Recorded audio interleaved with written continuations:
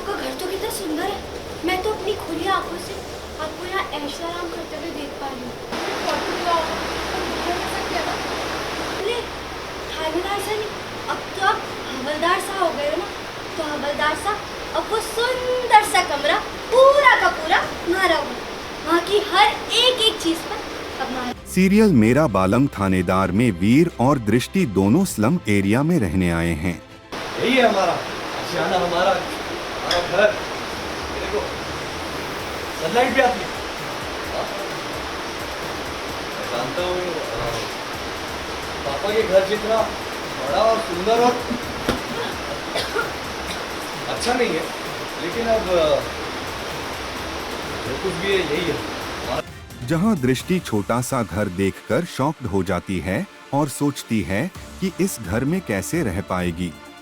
वहीं वीर उसे घर दिखाता है और बोलता है, अब हम यहीं रहेंगे। दृष्टि कहती है, तुम थानेदार हो, तुम्हारा भी सरकार की तरफ से जो घर मिलता है उसमें रहने चलते हैं।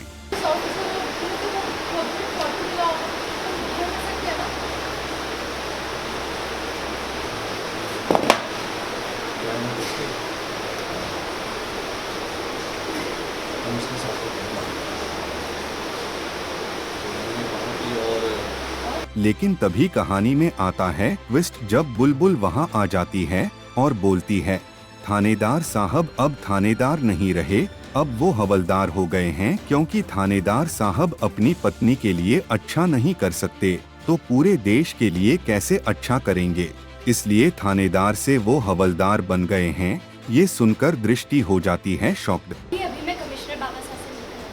और आपको तो पता ही, वो म्हारे को अपनी बेटी बोलते हैं। जैसे ही उन्हें पता चला कि किसी और के लिए आपने म्हारे को छोड़ दिया, वैसे ही वो बहुत गुस्सा हो और उन्होंने बोला कि जो इंसान अपनी पत्नी को लेकर ईमानदार नहीं हो सकता, वो देश के प्रति क्या वफादार हो। थानेदार गलती हो गई। अब तो आप थानेदार सा नहीं, अब तो आप हवलदार सा है।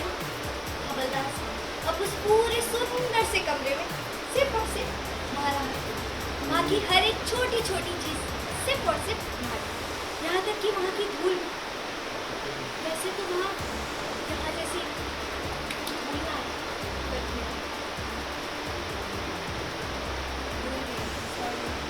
धूल पर भी सिर्फ मारा। वैसे तो वहाँ यहाँ जैसी धूल ना आए। आपकी मारे को थोड़ी